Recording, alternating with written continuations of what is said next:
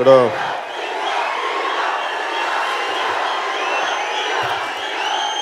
వకీల్ సాబ్ ఈ ఫంక్షన్ కోసం వచ్చిన టీవీల్లో వీక్షిస్తున్న ప్రతి ఒక్కరికి, అభిమానులకి, ఆడపడుచులకి, పెద్దలకి, ఈ ఆడిటోరియంలో ఉన్న అతిథులకి, పెద్దలకి, ఆడపడుచులకి, నాకు గుండె చప్పులైన నా అభిమానులకి, ప్రతి ఒక్కరికి పేరు పేరున నా హృదయపూర్వక నమస్కారాలు. ఈ సినిమా ఫంక్షన్ చాలా సంవత్సరాలు అయిపోయింది కదా. ఇప్పుడు బండ్ల గణేష్ లాగా మనం మాట్లాడలేము. ఏదో పొలిటికల్ సభలు అయితే మాట్లాడచ్చు, కానీ ఇక్కడికి వచ్చి ఏం మాట్లాడమంటారు కష్టంగా. నాకు 3 సంవత్సరాలు నేను సినిమా చేయలేదు అన్న భావన నాకు కలగలేదు. ఎప్పుడు నేను నా గుండె, నా మనస్సు మన దేశం కోసం, మీకోసం కొట్టుకుంటా తప్ప ఏ పని చేసినా, ఒక పుస్తకం చదివినా, ఒక వాక్యం రాసుకున్నా మన సమాజం కోసం, మన దేశం కోసం ఉంటుంది. కాబట్టి సినిమాల్లో నేను 3 సంవత్సరాలు నేను చేయలేదంటే నాకు అసలు అనిపించలేదు, నా కాలం అనిపించలేదు. అలాగే నేను ఇందాక మీరు ఇంటుంటేనే విన్నాను, సినిమా పరిశ్రమకు వచ్చి నేను 24 సంవత్సరాలు అయిందంటే కూడా నాకు తెలియట్లేదు. నాకు పని చేసుకుంటే వెళ్ళిపోయాను, నాకు తెలియదు. ఇందాక ప్రతి ఒక్కరు మాట్లాడుతూ ఉంటే దిల్ రాజు గారు లాంటి వ్యక్తితోటి తెలుగు చిత్ర పరిశ్రమలో ఒక మహోన్నతమైన స్థానానికి వెళ్ళి చాలా అద్భుతమైన విజయాలు సాధించి, అలాంటి నిర్మాత నాతో సినిమా చేయడానికి నిజంగా నేను చాలా అదృష్టంగా భావిస్తున్నాను. ఎందుకు చెప్తున్నానంటే ఈ మాట, ఎప్పుడు నేను కళలు కనేవాళ్ళని నేను చాలా ఇష్టపడతాను. నేను ఏదైనా సరే ఒక కళ కనాలి, ఇది నేను సాధిస్తాను, ఈ స్థాయికి వెళ్తాను. అది శేషేంద్ర గారు చెప్పినట్టుగా కలలు కను, కలలు కను, కలలు కను. నీ కళల్ని తొక్కుతూ నడుస్తున్న పాదాలని ఖండించే వరకు కలలు కను. అలా ఎన్నో కళలు కన్నారు ఆయన. నేను తొలి ప్రేమ నా స్నేహితుడు ఆనంద్ సాయిని యాదాద్రి ఆర్కిటెక్ట్, ప్రతిష్టాత్మకమైన మన తెలంగాణలో యాదాద్రి ఆర్కిటెక్ట్గా ఆయన ఆధ్వర్యంలో రూపుదిద్దుకున్న యాదాద్రి టెంపుల్ ఆర్కిటెక్ట్ నా స్నేహితుడు ఆనంద్ సాయిని కూడా స్టేజ్ పైకి ఆహ్వానిస్తున్నాం. అంటే తొలి ప్రేమ మేము తన ఆర్ట్ డైరెక్టర్ చేసేటప్పుడు దిల్ రాజు గారు ఆ సినిమా అప్పుడు నిర్మాత జీవీజీ రాజు గారు పట్టుకొచ్చి, ఈయన అంటే సినిమా ఏమీ అంటే స్టార్ట్ అవ్వలేదు, ఒక పోస్టర్ చూసి ఆయన నేను ఈ సినిమా కొంటానంటే నాకు ఆశ్చర్యం. ఎవరు వచ్చారంటే సినిమా స్టార్ట్ చేయకముందు ఎవరు కొంటారంటే నా రాజుగారిని ఉంటారు, ఆయన వచ్చి కొంటారంటే నాకు అనిపించింది ఆయనకు ఒక సెన్స్ ఉంది, ఆయనకి హార్ట్ సెన్స్ అంటారు. అంటే విజయం ఎక్కడ ఉందో సెన్స్ చేయగల వ్యక్తి ఆయన. అంటే అంత ప్యాషన్ ఎలా ఉంటుంది అంటే, అంత సినిమా మీద వ్యక్తులు, ఎలాంటి వ్యక్తులు కలుస్తున్నారు, వాళ్ళ ప్యాషన్ ఎంత కష్టపడగలరు, ఇలాంటివన్నీ ఆయన చిన్న స్థాయి నుంచి వచ్చిన వ్యక్తి కాబట్టి అర్థం చేసుకొని మాకు ఆ రోజు నుంచి అండగా నిలబడ్డ వ్యక్తి. ఎన్నో నా సినిమాలన్నీ దాదాపు ఆయన డిస్ట్రిబ్యూషన్ చేసి, సినిమా చేయకూడదు అనుకోలేదు, చేయాలనుకోలేదు, ఎప్పుడు మా ఇద్దరికి కలయిక ఎప్పుడు జరగలేదు. కానీ ఈ రకంగా వకీల్ సాబ్ ద్వారా జరగటం నాకు నిజంగా చాలా ఆనందంగా ఉంది. ఆయన లాంటి ఒక అద్భుతమైన నిర్మాతను ఇంకా ముందుగానే చేస్తుంటే చాలా బాగుండేది అనిపించింది. కానీ మనం మనస్ఫూర్తిగా చెప్తాను. కాకపోతే నాకు సినిమాల కోసం నేను కథలు అడగలేను, నా కోసం సినిమాలు చేయండి, ఆలోచించండి, నేను ఎవరిని అడగలేను, యాచించలేను. అది నా దురదృష్టం, అడగలేను. అలాగే ఇందాక వేణు శ్రీరామ్ గారు మాట్లాడుతూ, నేను ఒక టైలర్ కొడుకుని నాకు అదృష్టం వచ్చిందని నాకు ఒకటే అనిపించింది. తను ఏంటంటే ఒకటే మాట అనిపించింది, నా తండ్రి ఒక కానిస్టేబుల్, పోలీస్ కానిస్టేబుల్ జీవితాన్ని ప్రారంభించిన, అలాంటి స్థాయి నుంచి వచ్చిన మేము ఏ వృత్తి ఎక్కువ కాదు, ఏ వృత్తి తక్కువ కాదు అని సమానం. డిగ్నిటీ ఆఫ్ లేబర్ గౌరవించే వ్యక్తిని. కానీ నాకు చిన్న స్థాయి నుంచి వచ్చే వ్యక్తులు పైకి ఎదుగుతుంటే ఈ రోజున వేణు శ్రీరామ్ గారు తెలంగాణలోని వరంగల్ నుంచి, క్షమించాలి, కరీంనగర్ నుంచి అక్కడ చదువుకుంటూ ఉస్మానియా యూనివర్సిటీలో విద్యాభ్యాసం చేస్తూ, ఆయన ఊళ్ళో ఉన్నప్పుడు సుద్దాల అశోక్ తేజ గారు ఆయనకి టీచర్గా ఉండి, ఇలాంటి వ్యక్తి ఈ స్థాయికి వచ్చి సినిమా చేయటం అంటే ఆ అవకాశం నేను ఇచ్చేది కాదు, ఎవరిచ్చేది కాదు, స్వశక్తితోటి తను సంపాదించుకుంది ఈ రోజున స్థానం. ఎవరిచ్చేది కాదు. వారి తల్లిదండ్రుల కష్టం, వారి పుణ్యం, వారి కుటుంబ సభ్యుల శ్రమ, తోడ్పాటు, ఆయన మేధాశక్తి, ఆయన మేధస్సు, ఇలాంటి అవకాశాలు తీసుకొస్తే తప్ప ఎవరో ఒక పవన్ కళ్యాణ్ ఇస్తూ ఇంకొకళ్ళు ఎవరిస్తూనే వచ్చేది కాదు. స్వశక్తితో సంపాదించుకుంది ఈ రోజున. ఇలాంటి ఒక చక్కని దర్శకుడి దగ్గర నేను చెప్తున్నాను మీకు ఈ రోజున, ఇలాంటి చక్కని దర్శకుడి దగ్గర నాకు నటించడం నేను అదృష్టంగా భావిస్తున్నాను. మనస్ఫూర్తిగా. అలాగే సినిమా చేయడానికి నేను ఎప్పుడు సినిమాలు చేయకూడదు అనుకోలేదు, నేను యాక్టరే కావాలనుకోలేదు. నేను సభలో కూడా చెప్పాను, నేను ఇప్పుడు నటుడు అవ్వాలనుకోలేదు. ఏదో నా పాటికి ఏదో ఒక చిన్న, నేను త్రివిక్రమ్ గారికి నేను ఒక మాట చెప్తా ఉంటాను, నేను చాలా చిన్న జీవితం గడపాలనుకునేవాడిని. నన్ను ఎవరు గుర్తించకుండా ఒక చిన్న పర్ణశాలలో కూర్చొని ఒక జీవితం, ఒక చిన్నపాటి ఒక దిగువ మధ్య తరగతి జీవితం గడపాలి అని అనుకుని ఆశించేవాడిని. అది తప్ప నాకు అన్నీ తీరినాయి. అదొక్కటి నేను కోరుకునేది నా జీవితం జరగలేదు. నన్ను ఎవరు గుర్తించకూడదు, నన్ను ఎవరు చూడకూడదు అనుకుంటే అది తప్ప అన్నీ జరిగింది. త్రివిక్రమ్ గారు అన్నారు, ఈ జన్మకి ఇది మర్చిపోండి, మీకు చిన్న జీవితం రాదు, మర్చిపోను అని. ఇప్పుడు సెటిల్ అవ్వాల్సి వచ్చింది. అంటే నాకు నటుడు అవ్వాలని కూడా నేను అనుకోలే. కాకపోతే నేను ఏం కోరుకుంటానంటే సీఎం జరగాలబ్బా, మనం కోరుకుంటే వచ్చేది కాదు. మీ గుండెల్లో స్థానం సంపాదిస్తాను నేను కలగన్నానా? నా పని నేను చేసుకుంటూ వెళ్ళిపోయాను. సమాజం కోసం, దేశం కోసం మన పని మనం చేసుకుంటూ వెళ్ళిపోతాం. అది ఉన్నతమైన స్థానం ఇచ్చిన సంతోషం. మీ గుండెల్లో మించిన ఉన్నతమైన స్థానం నాకు ఏది ఎక్కువగా, దేని ముందు మీ గుండెల్లో ఉన్న ఉన్నత స్థానం అంటే మించింది ఏది లేదు. అంతే. దాంతోపాటు ఇదేనా వస్తే చూద్దాం, అంతే తప్ప నేను దానికోసం వెంపర్లాడే వ్యక్తిని కాదు. ఏమి ఆశించకుండా నేను సమాజం కోసం పనిచేసే వ్యక్తిని, సమాజ హితం కోసం పనిచేసే వ్యక్తిని. సినిమాని కూడా అనేక సందర్భాల్లో కూడా చెప్పాను. నిన్న తిరుపతి మీటింగ్లో ఏదో మాట్లాడుతూ, అక్కడ నేను ఒక బాలాజీ కాలనీలో అని చెప్పి అక్కడ నేను యోగాభ్యాసం చేసేవాడిని. రామ్లాల్ ప్రభుజీ అని చెప్పి దత్తాత్రేయుడి 12వ అవతారం అయిన రామ్లాల్ ప్రభుజీ గారి పరంపరలో వచ్చిన నృసింహ సరస్వతి గారి ఆ యోగ పరంపరలో నేను శక్తిపాతం ద్వారా నేను ఆ యోగాభ్యాసం చేస్తూ ఉంటే, ఆ టైంలో నాకున్న కోరిక ఏంటంటే ఎంతసేపు సెల్ఫ్ రియలైజేషన్ మీద ఉండేది తప్ప, ఆత్మశోధన మీద ఉండేది తప్ప జీవితం మీద ఉండేది కాదు. అలాంటి పరిస్థితుల్లో మా అన్నయ్య చిరంజీవి గారు అన్న మాట నన్ను నటుని చేసిన. ఆయన అన్న మాటలు ఏంటంటే, నీకు చిరంజీవి గారిలో నీకు నాలాంటి అన్నయ్య ఉండి పోషించడానికి, అంటే అన్నదమ్ములు నీకు నీ మీద ఆధారపడేవారు లేరు, ఆధారపడే కుటుంబ సభ్యులు లేరు. ఇవి కాకుండా నువ్వు ఒక నటుడయ్యి ఏదో ఒక పని చేసుకొని ఇదే స్పిరిచువాలిటీ గురించి మాట్లాడగలవంటే నాకు ఆ రోజు నిజమే అనిపించింది. ఆయన ఆ రోజు అన్న మాటలు నన్ను ఈరోజు మీ ముందులో నిలబెట్టినాయి. ఆ మాటలే ఈరోజు నన్ను రాజకీయాల్లోకి తీసుకెళ్ళినాయి.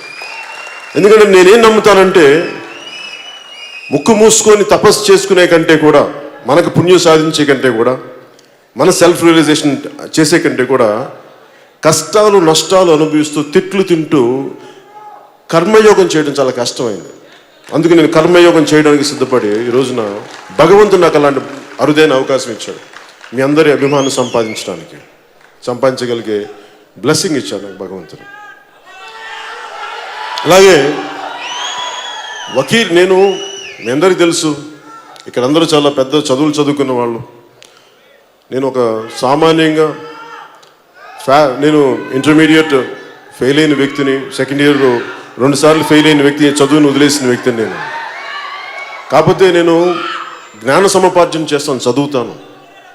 అలాంటి జ్ఞానాన్ని ఆర్జించి పుస్తకాలు చదివే పరిస్థితుల్లో ఎందుకు చెప్తున్నానంటే, ఉదాహరణకి అంటే ఏ పరిస్థితుల్లో చెప్తున్నానంటే, వకీల్ సాబ్ అంటే నాకు తెలిసిన మొదటి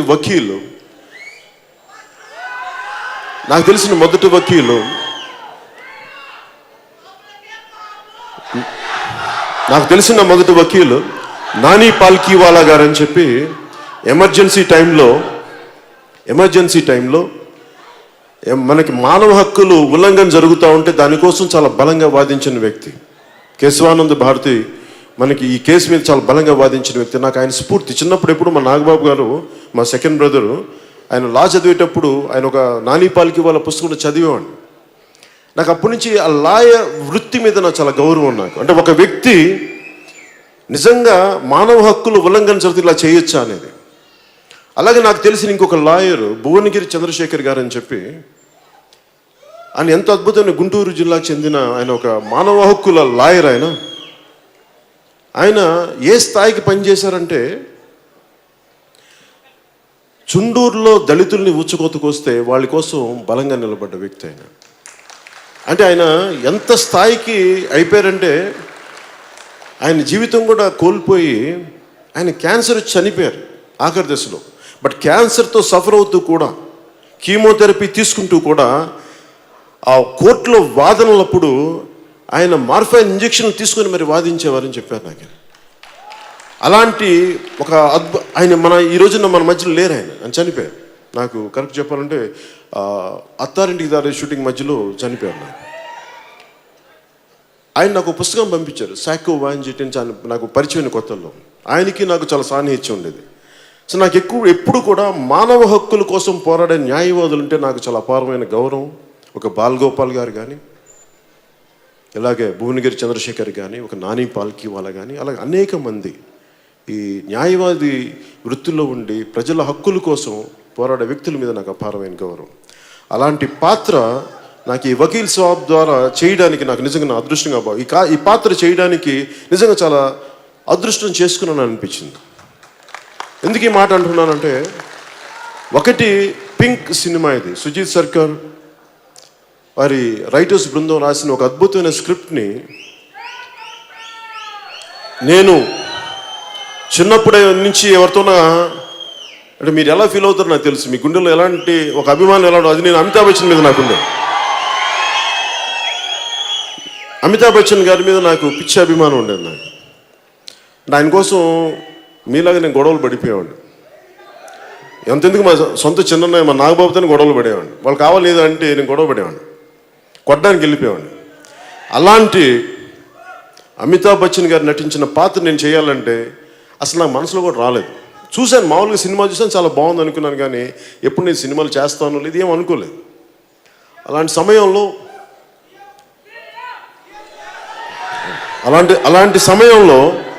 సమయంలో నాకు త్రివిక్రమ్ శ్రీనివాస్ గారు ఒకరోజు ఫోన్ చేసి, ఇట్లాగా దిల్ రాజు గారు ఈ సినిమా ఒకటి ఉంది పింక్ అనేది, అంటే తమిళ్లో కూడా తీశారంటే నేను చూశాను. ఆ ట్రైలర్ ఏదో చూసిన తర్వాత సినిమా కూడా చూశాను.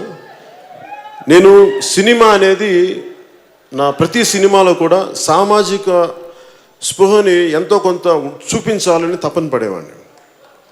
కేవలం ఎంటర్టైన్మెంటే కాదు, కొంత సామాజిక స్పృహ. అంటే సినిమా అనేది చాలా విశిష్టమైనది, చాలా బలమైనది. అది అలాంటి కళ ద్వారా సామాజిక స్పృహని ఎంతో కొంత మనం ఒక కాపాడుకునే ఒక అంశాలు కానీ పెట్టగలిగితే మన కొంత సమాజానికి మేలు చేసిన వాళ్ళు అవుతామని చెప్పి ఖుషీలో కానీ ఏ సినిమాలో కానీ మా మొదటి సినిమాల నుంచి ఆ పాటల రూపంలో పెట్టడానికి అది నా ఆకాంక్ష. అది ఏదో పంచుకోవాలని ఒక తపన నన్ను అలాంటి పాటలు చేయనిచ్చేది. ఐటమ్ సాంగ్ బదులు దేశభక్తి పాటలను కోరుకునేవాడిని. చాలామంది చిరాకు వచ్చేది నేనంటే, మంచి గ్లామర్ పాటలు చేయొచ్చు కదా అంటే, నాకు అలా ఏమో నాకు దేశం గురించి మాట్లాడడంతో తృప్తి ఐటమ్ సాంగ్స్లో చేస్తే నాకు ఎప్పుడు తృప్తి రాలేదు. ఐటమ్ సాంగ్స్ నేను తప్పని కూడా చెప్పను. నాకు చేయడానికి నా ప్రిఫరెన్స్ పేట్రియాటిక్ సాంగ్స్.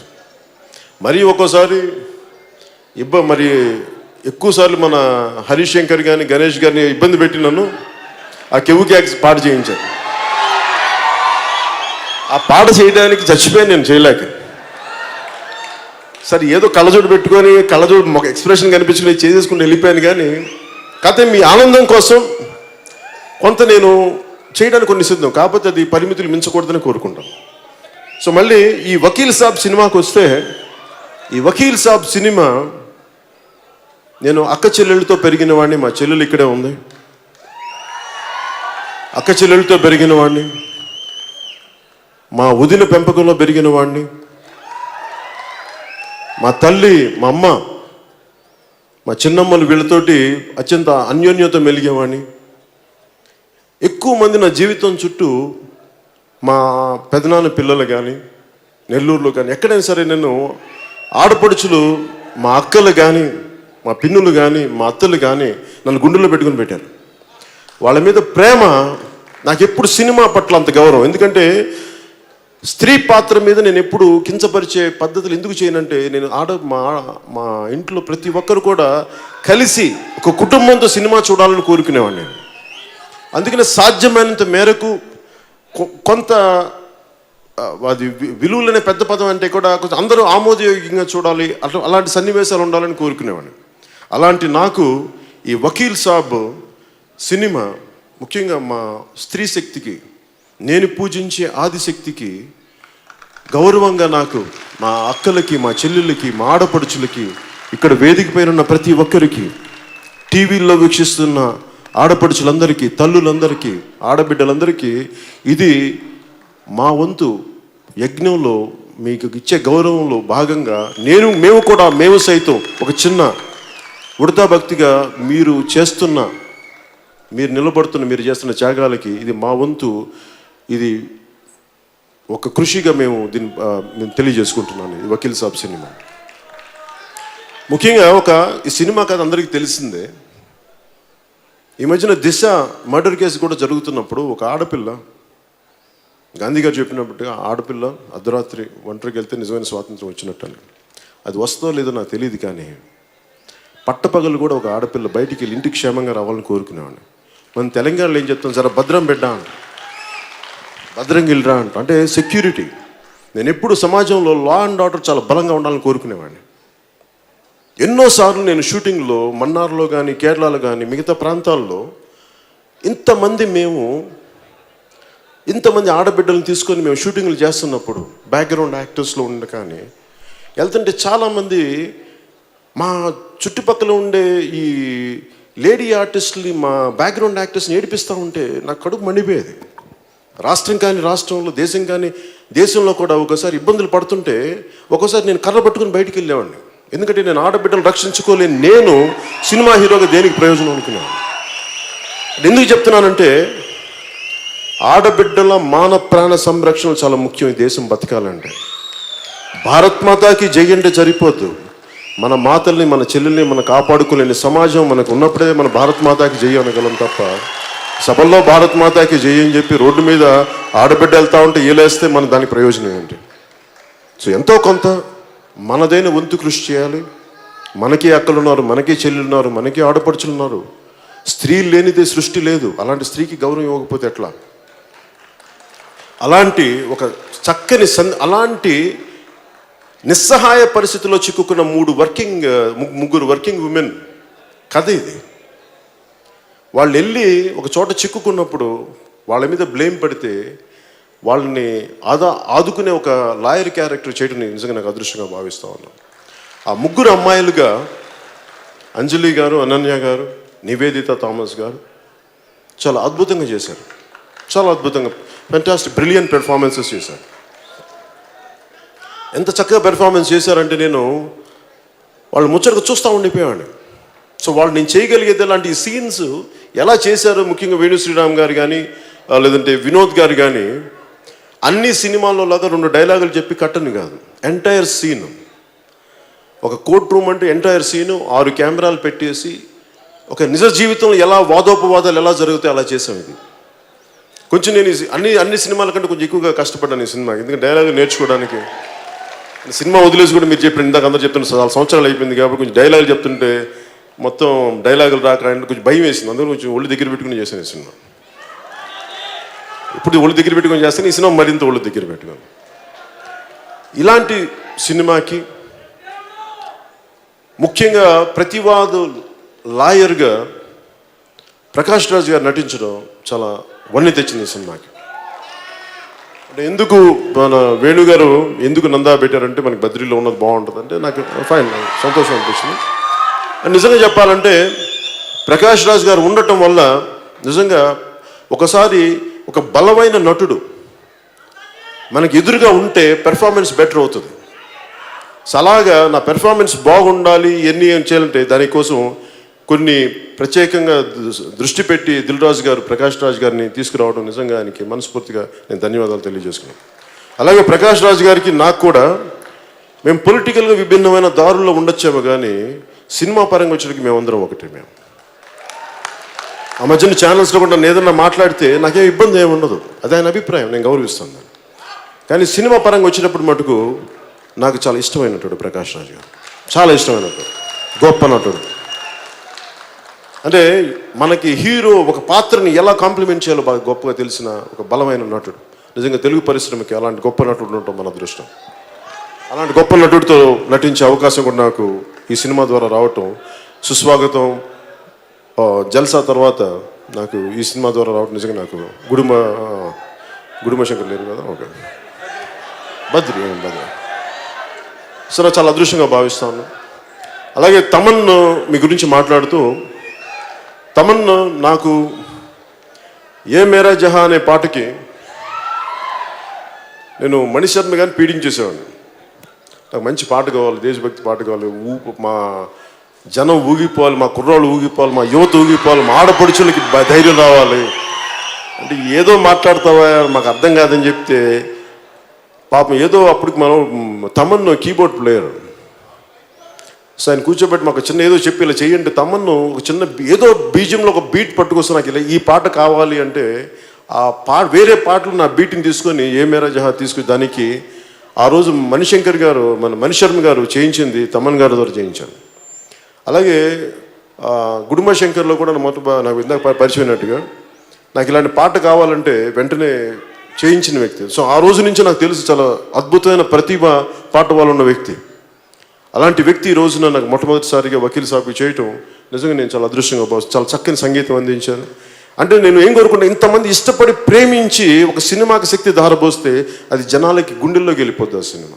అలాంటి సినిమా అవ్వాలని నేను మనస్ఫూర్తిగా, ప్రతి ఒక్కరికి వారి సినిమా చాలా ముఖ్యం, ప్రతి ఒక్కరికి వారి సినిమా చాలా ముఖ్యం. ఈ సినిమా కూడా అందరిలాగే మేము కూడా, నేను ఎప్పుడు కూడా నా సినిమాని బాగుంది అద్భుతాలు సృష్టిస్తానని చెప్పలేను. మా వంతు కృషి మేము చాలా బాగా చేసాం. మా చేతిలో ఉన్నంత వరకు అందరం చాలా ఒళ్ళు దగ్గర పెట్టుకొని చాలా బాధ్యతతో చేసాం. ఎంత బాగుంటుంది, ఎంత విజయం సాధిస్తుంది అనేది మీ చేతుల్లో పెడుతున్నాం. అది మీరు మీ ఆశీర్వాద బలం అది. అందుకని అది ఇది 9th ఏప్రిల్ 9th రిలీజ్ అవబోతా ఉంది. సో దీనికి అద్భుతంగా చేయాలి. అలాగే వినోద్ గారి ఫోటోగ్రఫీ నాకు నిజంగా చాలా అద్భుతంగా అనిపించింది. అంటే ఒక 6 కెమెరాలు పెట్టేటప్పుడు లైటింగ్ చాలా కష్టం. అలాంటి లైటింగ్ని ఆయన చాలా ప్రతిభావంతంగా, శ్రమ పడకుండా, ఆర్టిస్టులు ఇబ్బంది పెట్టకుండా చాలా అద్భుతంగా ఆయన తీర్చిదిద్దిన ఫోటోగ్రఫీ మనస్ఫూర్తిగా వారికి నా ధన్యవాదాలు. అలాగే ప్రత్యేకంగా కళాదర్శులు రాజీవన్ గారికి మనస్ఫూర్తిగా నా కృతజ్ఞతలు తెలియజేసుకుంటా ఉన్నాను.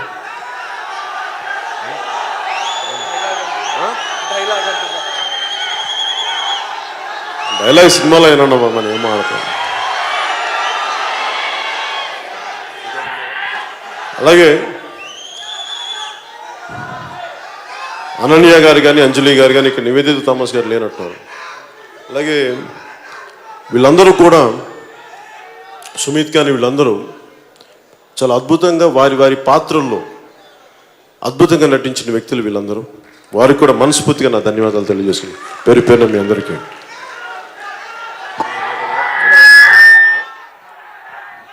అలాగే ఈ ఫంక్షన్ ఇంత అద్భుతంగా అరేంజ్ చేసిన జేబీ మీడియా నరేంద్ర గారికి కూడా మనస్ఫూర్తిగా నా ధన్యవాదాలు తెలియజేసుకుంటాను.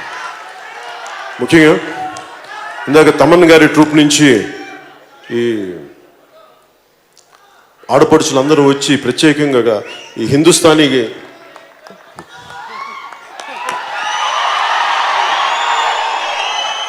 వారందరికీ కూడా మనస్ఫూర్తిగా నా ధన్యవాదాలు తెలుపుకుంటా ఉన్నాను. నేను ఎందుకు నేను చాలా సంగీత ప్రియుడిని, నేను ఎక్కువ చెప్పకపోవచ్చేమో కానీ నేను చాలా సంగీత ప్రియుడిని. నేను జానీ అయిపోయిన ఖుషి అయిపోయిన తర్వాత చాలా కాలం సినిమాలు చేయలేదు. ఏమేమి చేసి ఉండొచ్చు, ఒకటి వ్యవసాయం చేశాను, 2 సంగీతం నేర్చుకున్నాను, కర్ణాటిక్ సంగీతం. అంటే వైలిన్ వాయించేవాడిని నేను. అది జంట స్వరాల దాకా నేను వైలిన్ వాయించేవాడిని. అంటే నాకు సంగీతం పట్ల అంత మక్కువ, అంత గౌరవం. అలాంటి కర్ణాటక సంగీతం దీంట్లో ఈ రోజున మగువ పాట చేయటం, ముఖ్యంగా ఈ క్లాసికల్ సింగర్స్ అందరికీ, ట్రూప్కి ప్రత్యేకించి పేరు పేరున మీ అందరికీ నేను, మా ఆడపడుచులకి, మా చెల్లెలకి పేరు పేరున ధన్యవాదాలు తెలియజేసుకుంటాను.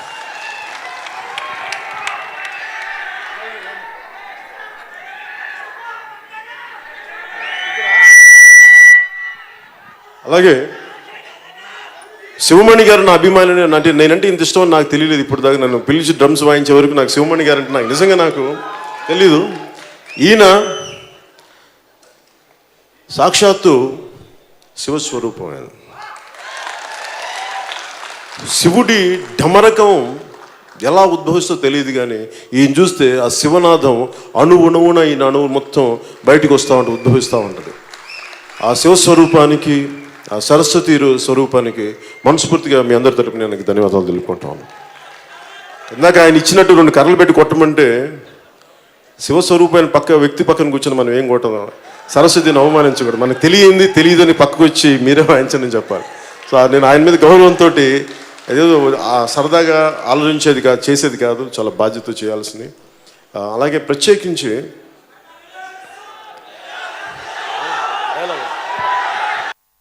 డైలాగులు నాకు నిజంగా అలవాట్లేదు. నిజంగా మర్చిపోయాను కూడా. సినిమా అయిపోయింది, ఆ సినిమా షార్ట్ అయిపోయిన వెంటనే డైలాగ్ మర్చిపోతాను. మళ్ళీ నాకు ప్రత్యేకించి డైలాగ్ ఏంటి, నాకు సినిమా డైలాగ్ ఏమి గుర్తుండవు నాకు. అదే ఏముంది, కోర్టులో వాదించడం తెలుసు, కోర్టు తీసుకొట్టడం తెలుసు, బాగుండదు అలా చెప్తే. ఆ కోర్టు, లైట్లు, డైరెక్టర్, యాక్షను, కెమెరా అని చెప్తేనే వస్తుంది ఆ డైలాగులు తప్ప ఇక్కడ కూర్చోబెడితే నాకు అలా రావు. అలాగే ఈ సభని చాలా అత్యంత చాలా చక్కగా నడిపిన సుమ గారికి కూడా మనస్ఫూర్తిగా నా ధన్యవాదాలు తెలుపుకుంటూ, ఇక్కడ ముఖ్యంగా మీరు లేకపోతే పవన్ కళ్యాణ్ లేట్ గుర్తుపెట్టుకో. నేను మనస్ఫూర్తిగా చెప్తాను, నేను మిమ్మల్ని ఇంప్రెస్ చేయాలనో లేదు, నాకు అలాంటి కోరికలు ఎప్పుడు. నేను ఎందుకు నమ్ముతానంటే సగటు ఏమాత్రం అండదండలు లేని వ్యక్తి, అలాంటి సమూహం నుంచి వచ్చినవాడిని నేను. మీ గుండె చప్పుడు నేను అర్థం చేసుకున్నవాడిని, మీ గుండెల్లో ప్రేమని గౌరవించేవాడిని, మీకోసం సినిమాల్లో ఒక ఆనందాన్ని ఇవ్వాలి అని పరితపించేవాడిని. కొన్నిసార్లు మీ ఆనందాన్ని తగ్గట్టుగా నేను సినిమాలు చేయలేకపోవచ్చేమో కానీ నా ప్రయత్నం లోపమైతే ఎప్పుడు ఉండదు. ఒకసారి భగవంతుడు కాలం మనం కరుణించదు. ఇప్పుడు కాలం కరుణించాలి, ఎక్కువ సినిమాలు చేయాలి. ఎందుకంటే ఇందాక బండ్ల గణేష్ చెప్పినట్టుగా నాకు చాలామంది పొగరు అనుకుంటారు. నన్ను అడగేది పొగరు నడుచుకుని వెళ్తే పొగరు ఎందుకు ఉంటుంది, ఏం చూసుకొని పొగరు ఉంటుంది? ఈ శరీరం నాదా పొగరు చూపించుకోవడానికి? పంచభూతాల నుంచి వచ్చిన ఈ శరీరం చూసి దేనికి పొగరు ఉంటుంది? తల్లిదండ్రుల నుంచి వచ్చిన శరీరం నేనేం తెచ్చుకున్నాను ఇక్కడి నుంచి? ఈ సక్సెస్ నాదా మీది? మీరు ఇచ్చిన సక్సెస్ని చూసి నాకెందుకు పొగరు ఉంటుంది? కాకపోతే ఎవరిని నేను ఎప్పుడు నా ప్రపంచంలో నేను బతుకుతాను. ఒకసారి నా ప్రపంచంలో నేను బతుకుతున్నప్పుడు మిగతా వాళ్ళకి పొగరులాగా అనిపిస్తుంది. నేనేం చేయలేను దానికి. పొగరంటే ఏంటంటే దారిని పోయి వెళ్ళేవాడిని కొట్టడం, మర్యాదగా బతుకుతున్న వాళ్ళ మీద దాడి చేయటం, అహంకారంతో ఆడబిడ్డల మీద, మాన ప్రాణాల మీద దాడి. అది పొగరు, అహంకారాలు అంటే. తల ఉంచుకొని కిందకెళ్ళి ఎవరిని పట్టించుకో, అది పొగరు అనుకుంటే మనం ఏం చేస్తాం? అలాగే సినిమాలు ఎందుకు చేయాలంటే, అరే మీరు సిమెంట్ ఫ్యాక్టరీలోనూ పాల ఫ్యాక్టరీలు పెట్టుకుని మీరు సినిమాలు చేస్తే, మీరు సినిమాలు చేస్తే రాజకీయం చేయకూడదా?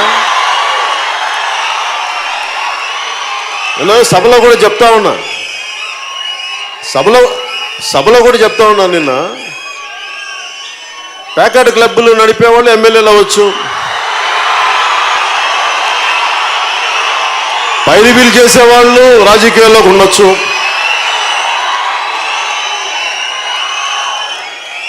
అసలు రాజకీయాల్లో చేసే వాళ్ళకి అత్యంత జీతం వచ్చేది ప్రధానమంత్రి గారికి 4 లక్షలు ఎంత వస్తుంట, చీఫ్ మినిస్టర్కి 1.5 lakh అండి మన శాలరీ ఎంత.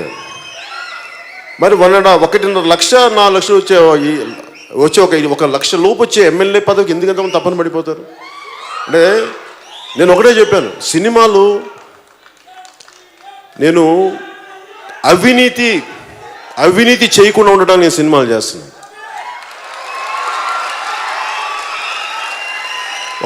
నేను సినిమా చేస్తే 1000 మంది బతుకుతారు, ప్రత్యక్షంగా 300 మంది, పరోక్షంగా 500-600 మంది బతుకుతారు, దాదాపు 1000 మంది. ఒక సినిమా రిలీజ్ అయితే ఎంతమంది ఉపాధి అవకాశాలు లభిస్తాయో. కాదు సినిమా అనేది ఏదో మేము డబ్బులు సంపాదించడానికి కానీ ఒకటి కాదు, 10 మందికి ఉపాధికి కూడా. సో పరిశ్రమ కళకళలాడాలి అంటే అది నేను కోరుకోలేదు, సినిమా వస్తే చేస్తాను, కథలు బాగుంటే చేస్తాను, అంతేగాని కేవలం నేను డబ్బు సంపాదించడం కోసం నేను చేయను. అన్నీ కుదిరినప్పుడు నాకు అందరితో పాటు ఆనందంతో పాటు నా డబ్బు వస్తే సంతోషం, ఆ డబ్బుని తిరిగి మేము సమాజానికే పెడతాం మేము.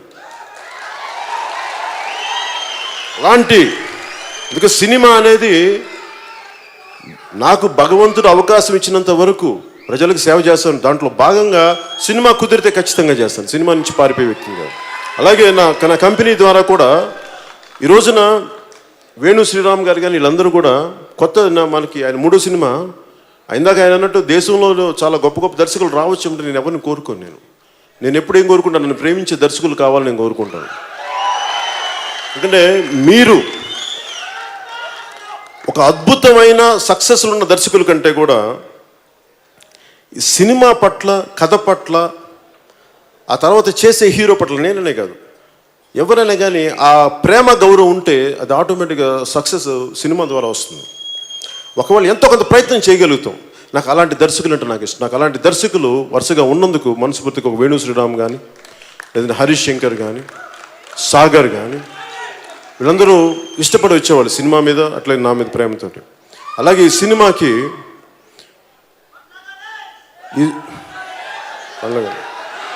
బండ్ల గణేష్ మొత్తం స్పాయిల్ చేస్తాడు ఆయన ఎంతో.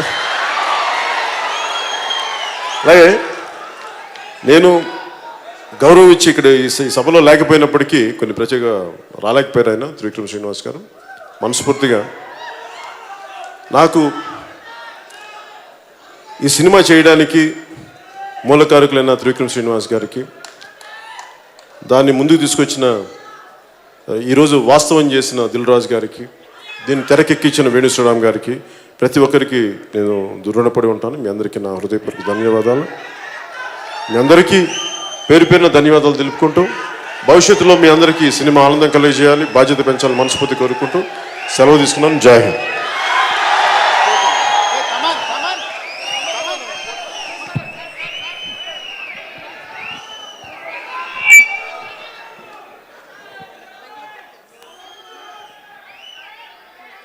Brother.